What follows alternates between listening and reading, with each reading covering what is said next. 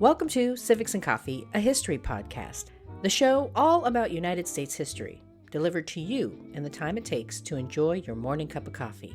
I'm your host, Alicia, a historian trained in United States history with a passion for telling both the known and unknown parts of America's past. So grab your coffee and get ready for some bite-sized history. Hey everyone, welcome back. Before I introduce today's topic, I wanted to acknowledge that this marks episode 300 of the podcast. I am completely blown away by the ongoing support and love for the show, and for those of you who choose to spend your time with me each week as I explore America's past. I never could have imagined when I started this passion project in the summer of 2020 that I would still be publishing weekly episodes all about U.S. history. But I am so happy to be here, and I hope you all continue to stick around for 300 more. Thank you for listening. Now, let's dive in. I've spent the better part of the last year exploring the various aspects, nuances, and major events of the Reconstruction era, a period in American history that, in my humble opinion, does not get enough public attention. I opened my focus on the era by exploring the Freedmen's Bureau back in September of 2024, and since then have covered the political fights to protect the franchise, such as the passage and enforcement of the Ku Klux Klan Acts, and the individuals who fought for multiracial democracy, such as Robert Smalls. And while there may be a few more episodes that fall within the time period known as Reconstruction, I think I'm at a natural concluding point. And what better way to spend episode 300 than in reflection about one of the most impactful eras in American history? Reconstruction promised a new birth of freedom, but its collapse left unresolved questions about citizenship, rights, and power that shaped everything to come. So this week, I am diving into the legacy of Reconstruction. What did Reconstruction truly achieve? What did it leave undone? How did its successes and failures echo into the Gilded Age? In what ways did the end of Reconstruction redefine freedom, race, and opportunity in America? Grab your cup of coffee, peeps. Let's do this. Most historians agree that the election of Rutherford B. Hayes in 1876 spelled the end for Reconstruction. I plan on covering the election and the quote-unquote compromise it took to get Hayes into the White House in a future episode. But in brief, once elected, Hayes ordered federal troops out of the South, allowing Democrats to restore their power throughout the former Confederacy. As the last Union soldiers boarded the trains north, a generation's great experiment in democracy stood at a crossroads. What had been rebuilt, and what was being abandoned? The impact of federal troops departing the South was profound, leaving both a physical and symbolic void. Freedmen, many of whom fought on behalf of the federal Union, could do little more than watch as the blue uniforms faded from view. They no doubt knew that the loss of a federal presence and, by extension, federal support, marked a concluding chapter in a book still unwritten. That, to borrow from the astute W.E.B. Du Bois, they had enjoyed their last moment in the sun and needed to prepare for what a new reality would look like. White Southerners who had been desperate to return to an era before the Civil War, where they enjoyed political and economic control, broke out in celebration over the quote-unquote end of Reconstruction, hoping and believing that their once firm, monopolistic grasp on power and influence was set to return.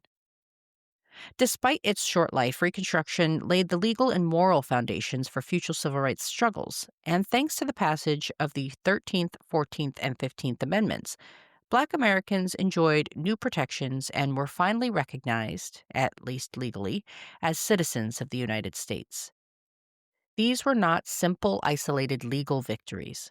Passing the Reconstruction-era amendments was a constitutional revolution, and is one reason why historians often refer to Reconstruction as a second founding of the United States.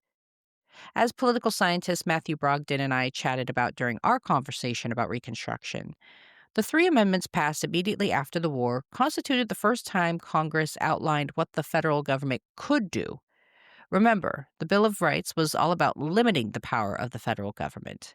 With the Reconstruction Amendments, Congress was now empowered to act to protect citizens. Given the briefest of windows to effectuate change, African American legislators fought hard for one of the most enduring legacies of Reconstruction: education. Black Americans knew their only chance for survival and prosperity lay in developing an educated community. Until its closure, establishing schoolhouses was one of the main duties of the Freedmen's Bureau, who coordinated with Northern benevolent societies to help recruit teachers to journey south to educate Black Americans of all ages.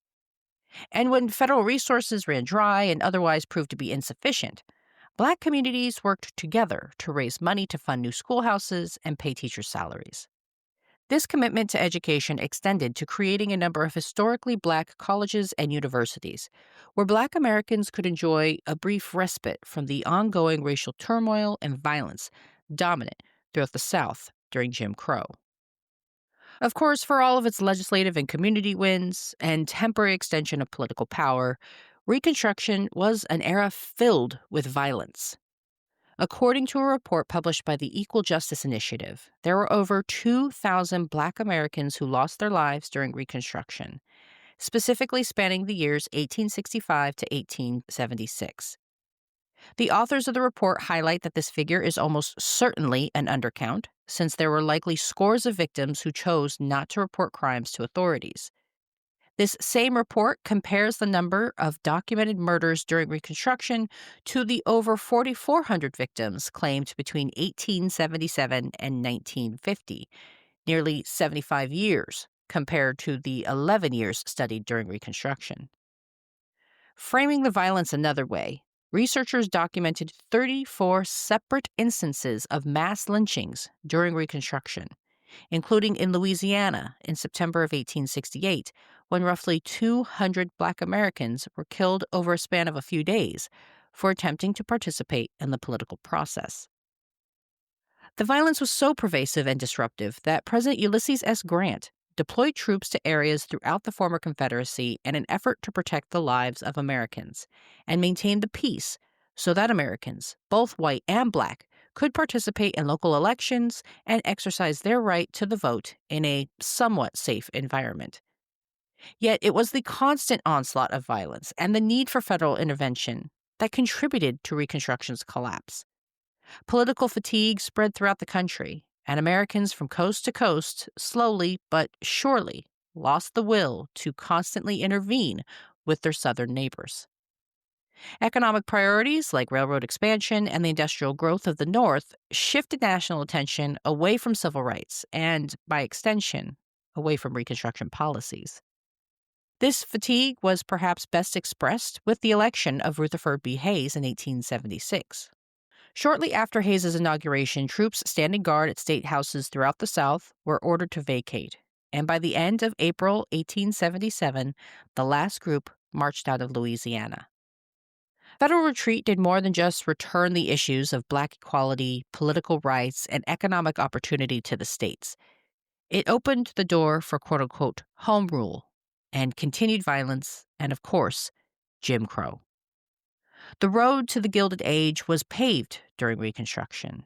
The expansion of federal authority during the Civil War and Reconstruction set precedents for later federal involvement in business and infrastructure.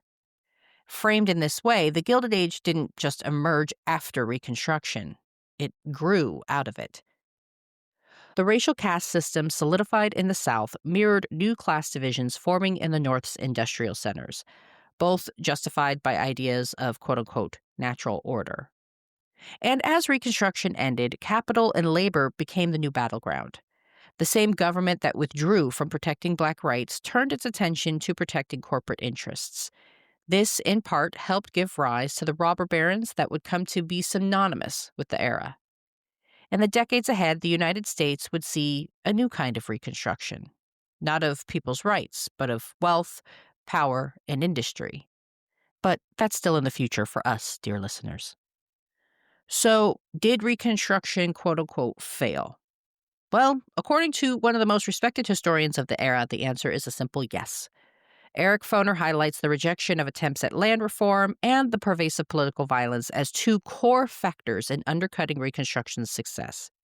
Without land reform, Foner highlights, African Americans were simply unable to establish financial independence and were instead locked into cycles of poverty that continued through generations. Reconstruction ended, but its questions never did. What is freedom? Who belongs? Who decides? From the railroads to the robber barons, from Plessy v. Ferguson to Brown v. Board of Education, America kept circling back to 1865, to that brief, bright moment when everything seemed possible. The one question I get asked about the episodes I produce, but something that happened with increased frequency during Reconstruction, was what if things had gone differently? What if Abraham Lincoln wasn't assassinated? What if Andrew Johnson decided against issuing blanket pardons for the Americans who rose up against the federal government? What if? I think it's hard to say for certain what the United States and the world might look like today had things gone a different way. And as a historian, my task is to interpret the past and provide context so that hopefully listeners feel better prepared should similar situations arise in the future. But given just how many of you asked the big what if questions during this era on the podcast, I will offer my best educated guess. First, had Abraham Lincoln not been murdered by an assassin's bullet, I do not see an Andrew Johnson presidency. Johnson was incredibly unpopular in the South given his decision to support the federal union, and I'm not sure he had the political skill set to win over Northern voters. But without an Andrew Johnson presidency, I'm not sure we would have had a Ulysses S. Grant. Grant was chosen partially because there was this desire to bring some stability to the nation. Would the country still want a Grant if Lincoln had survived? I'm also not certain that Lincoln would have been the great crusader for civil rights that so many Americans believe. It's easy to push ideals onto one man, especially a man killed in his prime before he had any opportunity to disappoint. But like John F. Kennedy, Abraham Lincoln was an imperfect man in an imperfect time. Lincoln's initial reunification plan focused more on forgiveness than punishment. He never got a chance to fully develop his vision for what Reconstruction would look like, but Lincoln was committed to reuniting the country. Thus, I'm not sure any former Confederates, except for maybe those in leadership positions, would have faced anything akin to punishment. And as for what the country might look like had the South not launched its redemption campaign and overtook political power in the former Confederacy, again, it's hard to say. The thing about history is that it only informs. It illuminates what our ancestors faced before and how they reacted. It gives us a chance to learn from past wins, as well as previous mistakes, so that we can hopefully be in a better position if faced with similar troubling times. When considering the totality of Reconstruction, the fight for rights, whether economic, political, or personal, is what stands out for me. Reconstruction represented an era of what was possible. It was an attempt, however imperfect and incomplete, at rebuilding a new kind of America, one that could better live up to its ideals, that all men are created equal. But it was an America that not everyone was ready for, and one that many fought to discredit. The victory over Reconstruction put the United States on a path towards the Gilded Age, where it chased a new kind of Reconstruction, one built not on ballots and rights, but on factories and fortunes. Thanks, peeps. I'll see you next week. Thanks for sitting down with me as I explored this chapter of American history.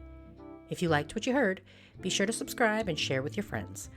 I look forward to our next cup of coffee together.